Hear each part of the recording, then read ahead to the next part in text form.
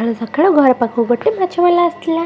से दी प्रकार माछ आनिला, गोटे है कोकली आ गोटे है बड़ माछ।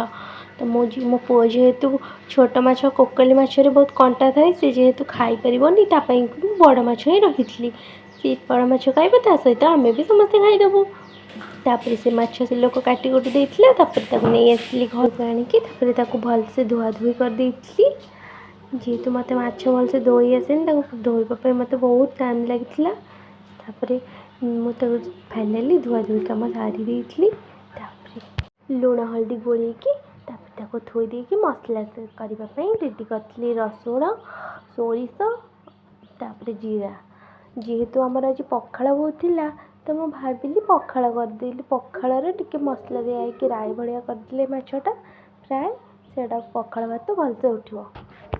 ग्राइंडिंग कर देइथिली मसला सबको, बेसी पानी दे नथली, अल्प जुक जुक कर ग्राइंडिंग कर देइथिली, जहाँद्वारा कि मसलाटा लगिकी माछरे रहिबो, भाजी हम भलसे। मसला करिया टाइम रे बाहर जनक पाटी तो बाहरला, से पियाज आनिला बाहर। पियाज जेहेतु बहुत सस्ता थिला, तो मुझे भाविली पियाज रखी, 1.5 किलो पियाज नहीं आसली। आमर एपटे तो पियाज बहुत सस्ता, 1.5 किलो को 50 टंका। आपणकर साइट्रे केते आपण कमेंट्रे जनइबे। आउ मो पुओ आज कही मामा मु ठाकुर पूजा करी, से मुझे कहली हाँ ठीक अच्छे तू पूजा करी। तापर पानी जहाँ मुझे बतौ थे मुझे कहते पुओ पानी छींची दे।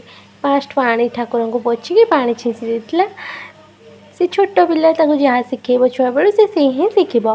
तो मुझे कही कि मुझे जो जोटा बतौली से ही करूला। फास्ट माछ को भाजिकी काटी साधा खाली लुण हल्दी गोला माछ भाजी काट दी। तापर आम माछ भाजी बोली भावी, जेहेतु पुओ खाइबनी राग पड़ी, आग भाजी काट दी। तापर आम माछ भाजी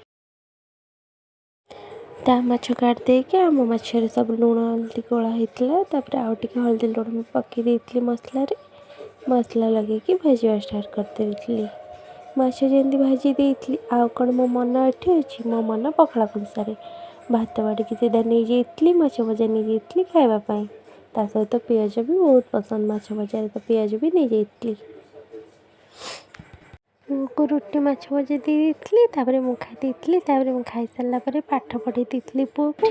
कहली पुओ पाठ पढ़ते तापर आम जी बड़ एच लेखे बड़ एच